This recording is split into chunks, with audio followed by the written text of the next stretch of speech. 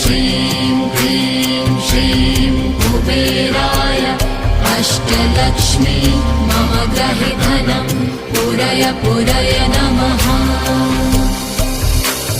ॐ ह्रीं श्रीं क्लीं श्रीं कुबेराय अष्टलक्ष्मी मम गृहे धनं पूरय पूरय नमः। ॐ ह्रीं श्रीं क्लीं श्रीं कुबेराय अष्टलक्ष्मी मम गृहे धनं पूरय पूरय नमः।